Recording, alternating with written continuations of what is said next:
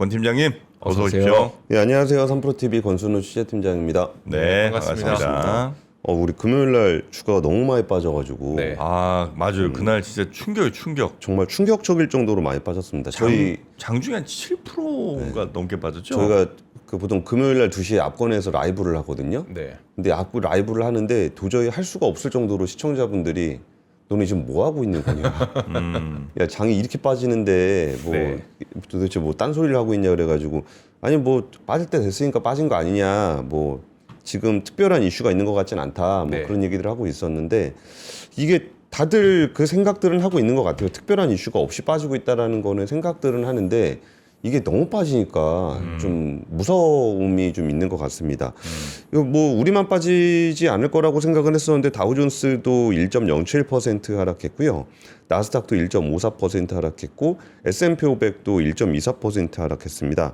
그러니까 지수 자체도 뭐 많이 빠졌지만 네. 그동안 많이 올랐었던 반도체 주식들이 되게 많이 빠졌어요. 엔비디아가 4.4% 빠졌고 마이크론이 거의 69%니까 6.7%, 인텔이 6.18%, AMD가 5.7%. 최근에 강세장을 주도했던 반도체 종목들이 대부분 크게 하락을 했습니다. 예. 사실 지금 말씀드렸던 요 대장주들의 시가총액만 합쳐도 뭐 거의 한국 코스피만큼 네. 큰 회사들이라 좀 이번에 반도체 랠리에 대해서 좀 굳이 설명을 드리면은 우리 반도체 랠리보다 미국 반도체 랠리가 더 불안할 겁니다. 뭐 엔비디아 정도를 제외하면은 그 멀티플이 우리나라보다 훨씬 높거든요. 네. 그래서 오히려 좀 여전히 저평가되어 있는 건 우리나라인데 뭐 미국에서도 이제 큰 폭으로 좀 하락을 했습니다. 근데 네. 미국에서도 마찬가지인 것 같아요. 저 미국 관련한 그 방송들도 좀 봤는데 다들 이제 기술적 부담, 기술적 조정 뭐 이런 표현들 많이 쓰고 있습니다. 근데 기술적 조정을 좀 해야 되겠다 싶을 때 주식 시장에서 먼저 이런 좀 조정을 보이는 일은 상대적으로 좀 덜한 것 같고 요럴 때가 되면 꼭 그 채권 자경단들이 좀 네. 나서는 것 같습니다. 안 그래도 뭐 유가 오르고 금리 오르고 뭐 하면은 좀 이렇게 뭐 물가 오르면은 물가도 오르고 좀 힘들어지지 않겠냐라는 얘기들은 많이 했었잖아요. 네. 근데 그거에 반영을 해서 10년물 국채 수익률이 4.6%. 그러니까 4.5도 아니고 4.6까지 올라갔고요. 네. 그 30년물은 5.12%. 보통 5% 넘어가면은 좀 힘들다는 얘기를 좀 쉽지 않을 거다는 얘기를 하는데 5.12%니까 5.1%도 넘어선 수준입니다. 그러니까 지금 뭐 이른바 마지노선이라고 할 수 있는 부분들은 다 뚫리고 네. 거기에 10bp 이상들 다들 올라가 있는 상황이라 이렇게 되면은 기준금리를 인상을 해야 될 수도 있다라는 전망도 뭐 충분히 나올 수 있는 그런 수준인 것 같습니다. 그 우리가 좀 착각하고 있는 것 중에 하나가 그 미국이 기준금리를 움직이면 시장금리가 움직인다. 네. 이렇게 생각하시는 분들이 대부분이실 건데 꼭 그렇진 않습니다. 지금은 오히려 시장금리가 먼저 움직여서 기준금리가 따라가야 될 수도 있는 네. 그런 상황들도 충분히 연출이 될 수 있기 때문에 지금 요런 정도 상황이면은 그 월가의 그 신채권왕이라고 부르는 건들락 네. CEO가 이번에 그 기준금리 인하는 사실상 불가능하다. 올해 안에라는 이야기들도 좀 했습니다. 근데 조금 전에 사실 제가 CME 패드워치 보고 왔는데 올해 안에 한 차례 인상 확률이 거의 40%까지 올라갔고요. 두 차례 인상 확률이 거의 한 8%까지 올라갔더라고요. 동결이 한 50% 정도인데 그래서 확실히 시장에서는 좀 인상에 약간 베팅을 좀 더 많이 하고 있는 듯한 움직임이긴 합니다. 네. 그러니까 사실 우리가 마음 한켠에 있죠. 그러니까 유가가 오르고 네. 호르무즈 해협이 좀 막히는 게 생각보다 오래 가고 얼마 전에 PPI랑 CPI 뭐 생산자 물가지수, 소비자 물가지수 나온 것도 보면은 솔직히 금리 인상을 해야 될 수 있는 상황이라는 거를 우리가 인식은 하는데 네. 인정하고 싶지 않은 거죠. 그렇죠. 그래도 동결 정도로 좀 해주면 안 되겠니? 뭐 이런 마음을 하고 있었는데 네. 그 시장이 먼저 네. 움직였고 그 여파를 주식시장도 받았다라고 보시면 될 것 같습니다. 네. 자, 그러면 뉴스 하나하나 좀 가봐야 될 텐데 일단 3전 뉴스는 두 번째 뉴스로 가고 네, 네. 먼저 미국, 중국 정상회담 요거부터 한번 봐야죠. 예, 우리가 시장 상황이 이렇다는 걸 알고 있었지만 그래도 희망 회로를 돌릴 수 있는 거리를 좀 찾으려고 했죠. 네. 그래서 이제 미중 그 정상회담을 통해서 둘이 화해를 하고 호르무즈 해협을 공동으로 뚫고 이런 거를 우리는 기대했죠. 네. 확률적으로는 굉장히 낮을 거라고 생각을 했지만 그래도 기대를 했습니다. 근데 뭐 예상대로 빈손으로 끝났다라고 봐도 과언이 아닐 정도로 특별한 내용은 없었습니다. 네. 그 백악관에서 팩트시트를 발표를 했어요. 중국이 2028년까지 최소 170억 달러 규모의 미국 농산물을 구매하기로 했다. 한 25조 원 규모입니다. 근데 날짜가 2028년까지입니다. 2029년 1월이면 네. 트럼프 대통령의 임기가 끝납니다. 그러니까 2028년까지라고 하면은 막말로 안 사고 버텨도 네. 트럼프 대통령이 뭐라고 힘을 내기가 어려운 레임덕 시기일 겁니다. 그래서 특별히 이 농산물 구매와 관련해서는 유의미한 숫자라고 보기는 좀 어렵고요. 네. 그리고 400개 이상의 미국 쇠고기 시설에 대해서 수출 허가를 갱신하는 한편 미국의 쇠고기 시설에 대한 모든 제한 조치를 해제하기 위해서 미국 정부가 노력하겠다라고 해서 소고기 수입은 그전에 좀 잘 안 하던 거 이번에 좀 열어주는 그런 분위기예요. 네. 그런데 미국 소고기 가격 그 관심이 있으셨던 분들은 좀 보셨겠지만 많이 높았을 수. 엄청 높았습니다. 네. 그러니까 지금 미국 내에도 소고기가 좀 쇼티지입니다. 그래서 수출할 물량이 그렇게 많지 않아요. 그리고 가격대를 보더라도 굳이 사 먹을 정도의 가격은 아닙니다. 그래서 별 효과는 없을 건데 이 내용이 이제 신규로 남겼다라는 거 정도의 의미가 있고요. 네. 그리고 이제 미국 보잉 항공기 200대를 구매한다라고 이야기를 했습니다. 원래 500대였는데 그렇죠. 네. 200대로 줄었습니다. 그리고 보잉 항공기 구매 관련한 얘기는 트럼프 대통령 갈 때마다 몇백 대씩 사주는 모습들 많이 보셨을 건데요. 지금 주문하면 10년 있다 나옵니다. 아니 그러니까 200대를 안 사도 네. 우리가 안 산 게 아니라 니네가 못 만든 거다라고 얘기할 수 있을 정도의 상황인 거긴 하네요. 그렇죠. 그리고 언젠가 항공기가 필요하긴 할 겁니다. 네. 뭐 그렇겠죠. 네, 그러니까 주문 넣어놓는 거는 네. 특별히 문제는 없습니다. 아, 네. 그러니까 지금 백로그, 그러니까 주문했는데 대기하고 있는 수주잔고라고 해야 되나? 수주잔고가 6,800대입니다. 야, 6,800대요. 예, 예.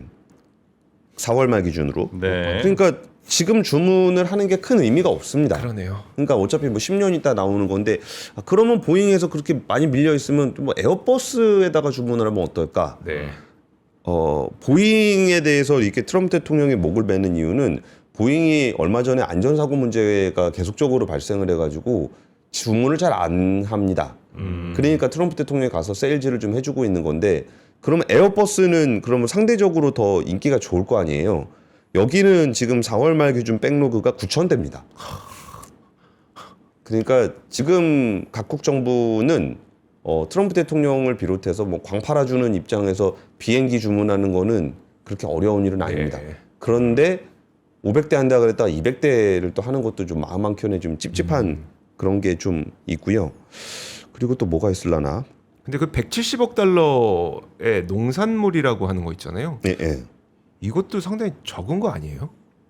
뭐 그렇죠. 그리고 특별히 지금 뭐 농산물이 뭐 남아돌고 있는 상황이 아니기 네네. 때문에 뭐 중간 선거를 위한 선물로서의 가치인데 28년까지니까 네. 그리고 28년까지 연간입니다. 연간 최소 25조 원이니까 뭐 그냥 아예 의미가 없다라고 보기에는 좀 그렇겠지만 네네.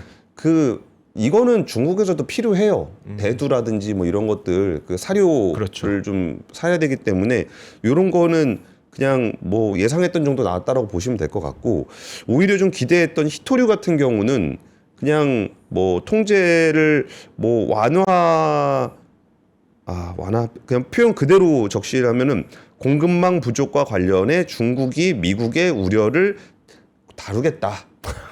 그러니까 니네가 걱정하고 있는 거를 우리가 생각해 볼게. 네. 라는 정도의 이야기가 있었습니다. 그리고 무역투자위원회를 하나 만들기로 했는데 그 무역투자위원회는 민감하지 않은 상품의 교역에 대해서 다루는 겁니다. 그리고 뭐 굳이 합의를 한 부분은 뭐 이란이 핵무기를 보유할 수 없다는 데 동의했고 호르무즈 해역 개방을 촉구했고 그 통행료 부과를 허용할 수 없다. 네. 이거는 긍정적인 메시지인 것 같습니다. 네. 근데 이번에 사실 그 시진핑 주석은 진짜 이번에 뭐 생색 제대로 냈습니다. 이렇게 한번 웃지도 않고 딱 뚱한 표정으로 그 뭐 대만에서 문제가 생기면은 진짜 큰일 날 수도 있어. 네. 라는 얘기를 하고 그리고 투키디데스 함정을 얘기했잖아요. 네. 투키디데스 함정을 면전에서 얘기를 한다는 거는 우리는 떠오르는 샛별이고 너네는 지고 있는 별이야. 우리가 지금 투키디데스가 되면은 둘이 분쟁, 전쟁까지 갈 수도 있는 거야. 라는 얘기를 면전에서 했다는 거고요. 그리고 대만 얘기를 또 한 것도 뭐 그랬고 저는 잘 주목하지 못했었는데 그 한경 글로벌 마켓 그 네. 기자들 나와서 얘기하는 걸 들어보니까 굉장히 인상적인 장면으로 화이트 와인을 얘기를 하더라고요. 네. 네, 트럼프 대통령은 술 안 먹는 걸로 네. 유명합니다. 근데 거기다가 화이트 와인을 딱 갖다 놓으니까 이거 어떡하겠습니까 이거. 네. 그리고 2분 딱 되는 모습이 그 기자들한테는 되게 이제 눈에 띄었다고. 이게 실수일 리가 없잖아요. 그렇죠. 네. 그래서 그거 완전히 군기 잡는 거 아니냐. 어. 뭐 그런 얘기도 좀 있었습니다. 네. 그리고 이제 우리나라 관련해서는 어제 트럼프 대통령과 이재명 대통령이 그 통화를 했습니다. 네. 그래서 한 오후 10시에 통화를 한 30분 정도 했는데요. 그 에이펙 정상회담 이후에 그 한 200여일 만에 일어난 그 직접 소통입니다. 그러면서 여기서 얘기했던 것 중에 좀 저는 인상적이었던 부분이 한반도 평화와 안정을 위해 필요한 역할과 기여를 하겠다라는 얘기를 트럼프 대통령이 했다는 겁니다. 그러니까 이게 어떤 컨셉이라고 보시면 되냐면은 이게 정상회담을 하고 나면은 그 당사자들이 있는 이야기를 했을 때 그 친하면은 연락을 해줍니다. 네. 그래가지고 여기에 나 좀 누구 만나고 왔는데 너 관련해서 이런 얘기 했어. 라는 거를 보통 우방국들끼리는 서로 해주거든요. 그런 차원으로 보시면 됩니다. 그러니까 이재명 대통령이 거기에 대해서 요청을 했고, 그래서 그거 나 중국 만났는데 한반도 평화 안정을 위해서 뭐 한반도 비핵화를 위한 얘기를 하기로 했어라는 얘기를 어제 트럼프 대통령이 얘기를 했고요. 그리고 조인트 팩트 시트 뭐 한미동맹 새로운 차원으로 업그레이드하는 역사적 합의라는 점 이런 것들이 좀 내용이 담겨 있고 여기에 관세 협상 후속 조치로 대미 투자 관련한 세부 내용들 그리고 그 우라늄 농축과 관련한 얘기들이 포괄적으로 담겨 있는 그 팩티스 관련한 이야기를 좀 나눴습니다. 근데 여기서 그 대미 투자 관련해 가지고 이게 솔직히 우리나라가 3,500억 달러를 미국에다가 거의 강제로 투자를 해야 된다라는 측면은 좀 안 좋죠. 네. 근데 우리가 이제 투자를 하는 입장에서 보면은 거의 그 나라가 돈을 내는 대신 우리나라 기업이 확실하게 참여할 수 있는 그런 아이템이 될 수가 있거든요. 그러니까 개별 주식 투자를 하는 입장에서는 이거 굉장히 좋습니다. 그래가지고 뭐 예를 들어서 루이지애나 LNG 프로젝트 이런 거 되게 되면은 그러면 우리나라 조선 LNG 운반선 좀 될 수 있겠구나. 뭐 알래스카 LNG 이런 데서 투자를 하게 된다? 그럼 거기서 그 가스 되게 싸게 사오기로 했던 포스코 인터라든지 아니면 가스관을 만들게 되면 유정관 업체라든지 아니면 거기다 철강제를 판매하기로 했던 포스코 이런 데들한테 개별 기업한테는 굉장히 좀 이익이 됩니다. 그래서 너무 길게 했습니다. 네. 많이 그리고, 길었네요. 그리고 다카이치 사나이 총리도 옵니다. 네. 자, 그리고 지금 삼성전자 파업 관련된 뉴스 좀 한번 가볼까요? 너무 길었네요. 오늘 2차 조정이 있는 날이죠? 2차 조정합니다. 네. 그러니까 어제 일단 김민석 총리가 어제 주말 사이에 거의 우리나라에서 진짜 좀 여기에 대해서 얘기해야 될 사람들은 다 한 것 같습니다. 김민석 총리가 그 파업으로 국민 경제에 막대한 피해가 우려되는 상황이 발생한다면 정부는 긴급 조정을 포함한 모든 대응 수단을 강구할 수밖에 없다라는 이야기를 했습니다. 그래서 노사가 성과를 내달라라고 좀 이제 압박을 했고요. 그리고 그 이재용 삼성전자 회장이 그 매서운 비바람은 제가 맞고 다 제 탓으로 돌리겠다. 우리가 삼성이님을 자부할 수 있게 최선을 다해보자. 끝으로 저희 문제를 해결하기 위해 애써주시고 계시는 정부와 관계자들께 고맙다는 말씀을 드리고 국민 여러분께 다시 한번 머리 숙여 올립니다. 걱정 끼쳐드려서 죄송하다는 말씀을 올립니다. 라고 해서 사과를 했는데 네. 이게 어떤 부분에 대해서 사과를 했냐라 그런 거는 지금 이런 분쟁이 국가적으로 영향을 많이 미치잖아요. 네. 그러니까 노사 문제는 이제 노사가 해결해야 되는 문제입니다. 근데 그 노사가 문제를 제대로 해결하지 못해서 사회적으로 영향을 미친다는 점에 대해서 이재용 회장이 사과를 했고요. 그리고 이 그 김민석 총리의 어떤 긴급 조정에 대한 압박 그리고 그 이재용 회장의 사과를 통해서 그 18일 그러니까 오늘이죠. 네. 교섭을 재개하기로 합의했다. 라고 이야기를 했습니다. 21일이 파업 디데이이기 때문에 오늘의 교섭이 어쩌면 마지막 대화가 될 수 있을 것 같습니다. 네. 여기서 얼마가 손실이 발생하고 이런 얘기는 특별히 의미는 없는 것 같고요. 진짜 파업에 들어가게 되면은 데미지는 어마어마하게 클 네. 겁니다. 이게 반도체 기업의 특성인데 저도 일반 제조 기업들 워낙 오랫동안 지켜봐왔으니까 근데 반도체 기업의 파업이라는 게 좀 낯설어서 좀 글로벌 사례를 찾아봤는데 없습니다. 이게 웨이퍼가 계속적으로 순환하고 있는 그런 라인이 멈춰가지고 그걸 네. 다 폐기했다라는 소식은 저는 못 찾아봤고요. 이게 자동차나 조선 같은 경우는 공기가 좀 늦어지면 생산 차질이 좀 생기긴 하는데 그래도 딱 파업해 있는 동안 생산 차질이 생기는 거거든요. 그리고 그 다음에 좀 더 열심히 해서 좀 메우고 그런 것들이 좀 있습니다. 네. 근데 반도체 라인 같은 경우는 열심히 더 돌린다고 해가지고 더 만들 수 있는 건 아니거든요. 네. 그러니까 24시간 365일을 돌고 있기 때문에 파업은 반드시 없어야 될 것 같습니다. 그리고 저는 좀 특이하게 지금 교착되고 있는 거는 연봉의 50%인 성과급 상한 폐지하고 영업이익률 15%를 지금 노조는 계속적으로 네. 고수를 하고 있고요. 사측에서는 업계 1위를 달성할 경우 특별 포상으로 경쟁사를 뛰어넘는 최고 수준의 보상을 하겠다라고 이야기는 하고 있는데 상한 폐지를 제도화하는 것을 받아들일 수는 없다는 입장입니다. 그러니까 상한 폐지와 관련해서는 아무래도 좀 영업이익 전망치를 예상하기가 좀 어려운 상황이고 만약에 좀 골치 아픈 게 있어요. 밑으로 내려갔을 때는 성과급을 회수할 수는 없잖아요. 네, 없죠. 그런 부분이 있고 그리고 영업이익을 기준으로 하면 안 된다는 거는 좀 이렇게 경제 좀 아시는 분들은 다 아시는 얘기입니다. 여기에 밑으로 더 내려가면 법인세도 내야 되고 그러는데 그거를 먼저 그 위에서 빼는 거는 좀 그게 정상적인 숫자는 아닌데 그거를 좀 명분으로 내세우기가 좀 직관적이어서 그걸 명분으로 좀 삼고 있는 것으로 좀 보입니다. 그리고 이게 보통 이런 일이 생기면은 자주 발생하는 노이즈인데 네. 노이즈에서 예를 들어서 좀 노조 위원장을 비롯해서 이번에 안건 올라간 걸 보니까 월 최대 1,000만 원까지도 수당을 받을 수 있다. 수당이요? 네. 이런 얘기라든지 아니면은 지금 탈퇴를 최근 한 달간 한 4,000명 정도가 탈퇴를 했는데 그러면 과반 노조가 안 되는 거 아니냐? 이런 식의 일종의 그 메신저를 공격하는 그런 보도들도 좀 이어지고 있습니다. 네. 그러니까 핵심은 그건 것 같아요. 영업이익의 몇 퍼센트를 제도화해서 15%를 그냥 달라는 거잖아요. 네. 그거는 회사는 절대 할 수 없다는 거고 네. 노조는 그걸 이제 명문화하고 제도화하라는 건데 영업이익의 몇 퍼센트를 노동자들한테 주는 기업이 없잖아요. 없죠. 그렇게 할 수가 없는 그건 그러니까 몇 퍼센트 10%는 가능하고 15%는 안 돼. 이 문제가 아니고 네네. 그거는 불가능한 요구 아닙니까? 예. 라고 생각을 하는데 그러니까 매번 말씀드리지만 예전에 현대차 노조에서 영업이익의 몇 프로 달라고 몇 번 많이 요구합니다. 네. 근데 그거는 양 상대방이 서로 알아요. 그대로 안 할 거라는 거. 근데 지금 이거를 안 하는 걸 전제로 거기는 안 하는 걸 전제로 얘기하는 거고 여기는 그걸 명분으로 파업을 하겠다라는 거니까 네. 이런 식으로 대화가 불가능한 얘기를 자꾸 하면은 어쩌라는 건가 싶긴 합니다. 이건 좀 원칙의 문제인 것 같긴 한데 여튼 오늘 2차 조정이 있다고 하니까 그때 그래도 바람직한 결론이 나오기를 한번 기대는 해보겠습니다.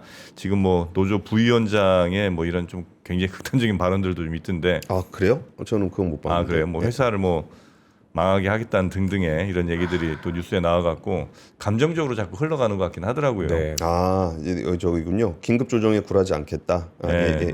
뭐 긴급 조정해도 뭐 파업한다는 얘기, 그 다음에 회사 뭐 분사 시켜야 된다, 뭐 등등등 하여튼 그 노조 부위원장의 조금 지나친 이야기들이 좀 많이 나왔는데 뭐 그런 것들까지 이번 네. 조정에서 좀 잘 이제 마무리가 좀 됐으면 좋겠고요. 예. 세 번째 뉴스도 얼른 가보겠습니다. 세 번째는 두산그룹이 SK실트론을 인수하는 쪽으로 그 한국경제신문에 단독 보도가 있었습니다. 이번에 100% 통째로 인수하는 구조를 가지게 되는데요. 이게 어느 정도인가 보니까 두산이 반도체 쪽을 이제 사부작 많이 모았더라고요. 네. 일단 웨이퍼를 이번에 사게 되는 거고, 그다음에 기판에 들어가는 CCL 이거는 두산 전자비지라고 부르는데 네. 여기가 있고, 그리고 두산 테스나라고 네. 그 테스트 장비가 있습니다. 네. 반도체 만들고 나면 이제 테스트 장비를 하는 건데, 두산은 굉장히 그 공격적인 그룹입니다. 예전에 그 화장품 만들고 뭐 맥주 만들고 그런 경공업 하다가 네. 갑자기 두산밥켓이랑 뭐 이런 인프라코어랑 막 사가지고 이 중공업으로 확 돌아섰다가 네. 그것 때문에 이제 너무나 힘든 상황을 겪어가지고 거의 망해가다가 이거를 다시 한번 구조조정을 하고서 어느 순간 지금 이렇게 그 반도체 포트폴리오도 전공정과 후공정을 하나씩 맞춰가고 있다라는 그런 상황입니다. 그래서 여기 뭐 테스나라든지 아니면 두산 전자비지가 의외로 주가가 되게 높습니다. 되게 많이 올랐습니다. 네. 그러니까 우리가 뭐 특별히 관심들은 그 시장에서 많아요. 아 그래요? 네. 테스나 같은 것들도 되게 많아요. 그러니까 실트로는 사실 이렇게 관심 많은지는 저는 사실 몰랐는데 뭐 테스나 정도는 굉장히 막 관심. 테스나가 올해 들어서 지금 220%가 올랐고요. 올해 네. 들어서요? 올해 들어서. 그리고 두산 같은 경우에 100% 넘게 올랐는데 여기가 지금 지주사잖아요. 네. 그러니까 지주사가 이제 주가가 잘 안 가지 않습니까? 보통은 그 디스카운트가 그렇죠, 많이 네. 된다 그러는데 여기는 사업지주 회사입니다. 그러니까 직접 사업도 하는데 두산 전자비지가 뭐 하는 데냐면은 옛날에 그 진짜 옛날에 그 미국의 무슨 오크라는 회사를 이제 인수를 합작을 해가지고 그 회로기판에 들어가는 CCL을 만들던 옛날에 그 전자제품 만들 때부터 이 회로기판 만들던 회사예요. 되게 오래된 회사입니다. 근데 그 회로기판 만들던 게 또 이게 뭐 중국이 회로기판 만들고 그러면서 거의 망할 뻔했어요. 네. 그러다 갑자기 AI 반도체 시대가 오니까 굉장히 이제 첨단 회로기판을 좀 만들게 됐고, 이 회로기판 만들 때 필수적인 게 그 동박에다가 여기에 플라스틱 수지하고 유리 섬유하고 넣어가지고 CCL 만들면은 그거를 이제 또 기판으로 이렇게 쌓는 거거든요. 네. 근데 이것도 거의 반독점적으로 공급하고 있는 그런 제품이다 보니까 엔비디아 쪽에 지금 들어가면서 이게 엄청나게 올라간 겁니다. 그리고 이제 이번에 그 인수를 하게 되는 SK 실트론의 웨이퍼 같은 경우는 어떤 의미를 좀 가질 수가 있냐면은, 이거는 이 딜에 참여하신 분한테 좀 얘기를 들어봤어요. 네. 네. 근데 그 얘기가 SK 실트론은 원래 옛날에 저기 그 동부에서 처음 시작했던 회사입니다. 동부 그룹. 네, 동부그룹에서. 그러다가 LG그룹에 가서 LG 실트론으로 있었는데, LG 실트론으로 있다가 이제 그러면 여기에 그 수직 계열화를 위해서 SK 실트론이 된 겁니다. 네. 근데 막상 SK 실트론이 됐더니 여기서 그 삼성전자에서 이렇게 썩 내켜하지 않는다는 거예요. 그러니까 웨이퍼를 공급받으려 그러면 여기에 좀 정보를 많이 주고받아야 되잖아요. 네. 근데 이제 하이닉스를 가지고 있으니까 삼성전자에서 뭐 쓰긴 쓰는데 그렇게 좀 내켜하면서 쓰지 않다 보니까 물량이 거의 그냥 딱 뭐 하한선 정도인 거죠. 지금 글로벌 웨이퍼 시장의 1위는 일본의 시네츠, 그리고 섬코, 여기가 제일 큰 회사고요. 네. 그리고 글로벌 웨이터스 대만이나 뭐 실트론 여기가 지금 비슷비슷해요. 근데 여기를 주로 이제 삼성전자가 사용하고 일부 물량을 좀 받고 있는 상황인데, 만약에 이게 이제 두산으로 가면은 중립지대로 가는 거잖아요. 네. 그러면은 하이닉스와 삼성전자의 양쪽으로 납품을 할 수 있게 되면은 삼성전자의 점유율을 좀 더 가지고 올 수가 있습니다. 네. 그러면은 두산 같은 회사는 삼성 입장에서 굳이 견제를 해야 될 이유는 없잖아요. 예. 그러면은 우리나라 전체 그 실리콘 웨이퍼 시장을 조금 더 확대할 수 있는 여지가 생긴다는 측면에서 이번에 저는 두산이 SK 실트론을 인수하는 거는 좀 바람직한 그런 조정인 것 같습니다. 네. 그러니까 우리나라가 예전부터 그 대기업들이 문어발식 확장을 하다 보니까 이게 글로벌한 사이즈로 못 가고 다 자기 캡티브로 묶이는 그런 문제가 있었거든요. 근데 딱 중립지대에서 글로벌하게 비즈니스를 할 수 있는 기업들로 만들어진다라는 거는 좀 더 그러네요. 시장을 확대할 수 있는 여지가 생기는 것 같습니다. 네. 자, 그래서 두산이 SK 실트론을 인수하면 이제 SK와 삼성 두 군데 모두 이제 납품을 할 수 있게 되면서 그렇게 좀 시장이 변화가 생기지 않겠나 하는 예, 예. 그런 뉴스군요.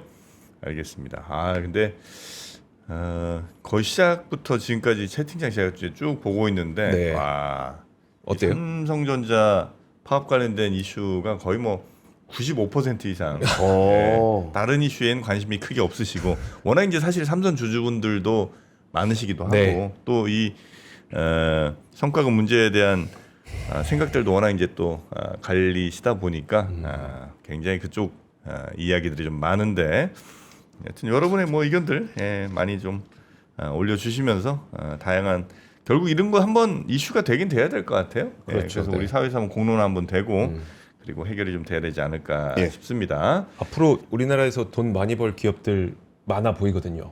앞으로도 이런 문제는 계속 생길 것으로 보이는데 이번 기회에 좀 어떤 기준점을 잡아가면 좋겠죠. 여기에 진짜 막 오만 이슈들이 다 끄여져 있어가지고 네네. 뭐 이거 이슈는 제가 요즘에 이제 좀 진보 쪽 그 분들 만나면서 되게 낯설음을 많이 느끼고 있거든요. 네. 네. 근데 그러니까 예전에 항상 경제 파트에만 있다가 이게 약간 진보 보수 뭐 이런 분들 이렇게 막 서로 만나다 보니까 뭔 얘기를 하시냐면은 아니 옛날에 그 현대차나 이게 뭐 금속노조나 이런데 파업하면 정치 파업하지 말라고 네. 보수에서 진보를 막 비판을 했었잖아요. 그러니까 회사의 그 보수 문제만 가지고 해야 되는 거 아니냐 이런 식으로. 그랬더니 이번에 오히려 야 생으로 돈만 달라는 거 아니냐. 그렇죠. 그런 얘기도 있어갖고 아니 되게 그 한국 사회가 가지고 있는 노사 문제에 되게 다양한 면들이 네, 이번에 네. 삼성 노조 파업 문제에 좀 있어서 지금 많은 분들이 좀 이게 정신이 좀 혼미합니다. 이게 뭐 정치권도 그렇고 학자들도 그렇고 네. 뭐 노동자 문제도 그렇고 뭐 주주 문제, 이해관계자 자본주의 문제 굉장히 복잡한 이슈가 되어 있습니다. 네. 하여튼 여러 문제들이 이 이슈가 이제 아마 어쩌면 또 기준점 비슷하게 작용할 수도 있을 테니까 그거 한번 오늘 협상 결과 잘 살펴보도록 하고요. 이럴 때 베테랑이 필요해요. 진짜. 네, 베테랑 필요합니다. 노조 또 잘 합의가 돼서 같이 칼국수 한 그릇 드시고 그렇게 해결이 좀 됐으면 좋겠는데 칼국수는 전주가 유명하다면서요? 근데 이 전주 오늘 이게 베테랑이 이름입니까? 전주 베테랑 이름이 칼국수? 베테랑 칼국수. 아 그래요? 네. 자 오늘 여러분들에게 소개해드릴 제품이 바로 전주 베테랑 칼국수입니다. 네. 아 베테랑이 줄 이름이 서서 먹어야 돼요 이거. 네, 전주 1등 칼국수. 어. 들깨가 많이 들어가 있는 그런 칼국수입니다. 저 들깨 들어간 거 되게 좋아합니다. 예. 와 이거 진짜 맛있다. 전주 한옥마을의 칼국수 그 맛이 그대로 올 수 있을지 난 그 집 맛있는 건 인정인데 네. 과연 그 맛이 우리 밀키트로 재현이 될지가 난 좀 궁금하거든요. 예.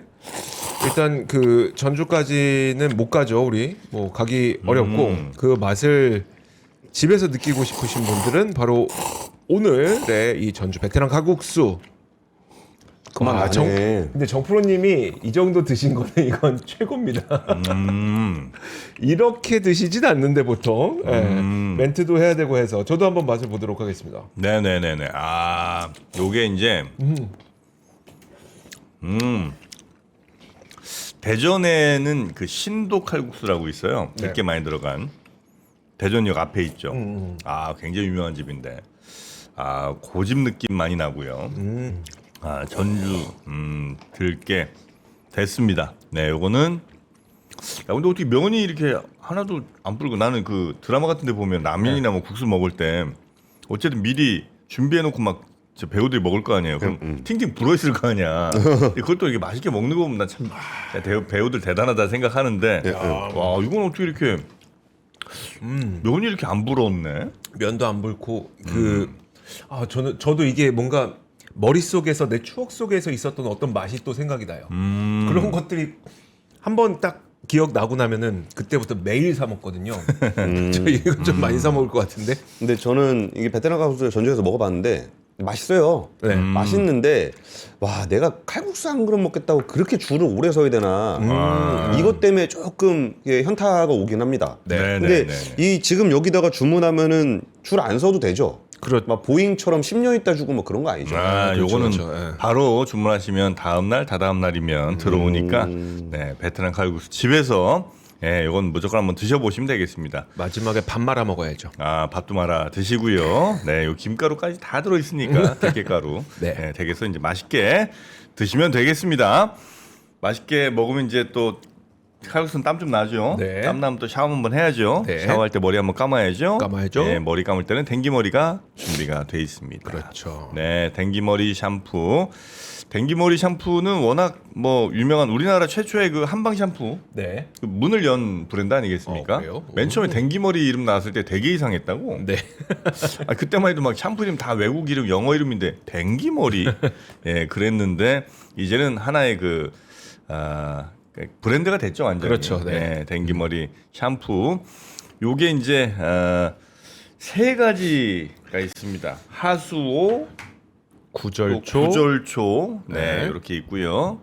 그 다음에 또 하나, 하수오, 구절초. 네, 여기 있습니다. 네. 요거는 탈모 증상 완화하는 한방 트리트먼트가 한방 트리트먼트. 이렇게 이제 들어 있습니다. 네. 네, 그렇게 세 개가 세트로 이렇게 이제 가는 거죠. 네. 여기에 플러스 뭐가 들어갑니까? 헤어 스타일러를 또 드립니다. 네. 우와. 에? 샴푸를 사면 스타일러를 준다고요? 보통 네. 스타일러 사면 샴푸 주지 않아요? 여기 역전이에요. 이제 완전히. 이제 샴푸 사면 스타일러를 줍니다. 인스타일 스타일러. 돌돌돌돌 말리는 거. 네네. 네, 이렇게 이제 집어넣으시면 되고요. 제 머리가 지금 이게 돌돌돌 말린 그 머리 아니겠습니까? 이 안에 이제 뜨거운 열이 나오면서 여러분의 머리 세팅을 네. 아침부터 시원하게 편하게 해드리는 거고요. 요거 다 해서 네. 댕기머리 3종에 스타일러까지 한 개. 와, 이 놀랄 놀자입니다. 37,800원입니다. 네? 37,800원. 스타일러가 37,800원이라고요? 스타일러와 샴푸까지 다 37,800원. 오해하지 마세요. 이게 샴푸 사면 스타일러 드린다고요. 아니 뭐 마포대교 무너진 거 왜 이러는 거야 도대체? 인스타일 스타일러까지 드리는데 요거를 37,800원. 이거는 그냥 뭐라 그러지? 야, 이건 그냥 안 사면 손해다. 약간 그런 느낌이에요. 하여튼 머리숱도 풍성하게 우리 댕기머리로 네. 하시고 그다음에 그 풍성한 머리를 또 예쁘게 세팅하는 스타일러까지 하시면 되겠습니다. 네. 야, 이렇게 싸게. 그러게요. 샴푸 3개, 샴푸 3개만 해도 얼마인데. 이런 한방 샴푸도 2만 원씩 하나에 하던데. 여튼 요렇게 보내드리고요. 37,800원이니까 오늘은 살 게 좀 많습니다. 칼국수 그리고 요 댕기머리 샴푸까지 가져가시면 되겠습니다. 자, 권 팀장님 오늘도 고생 많으셨고 내일 아침에 뵐까요? 네, 내일 뵙겠습니다. 네, 박병창 이사님 바로 모십니다. 고맙습니다. 네, 감사합니다. 네.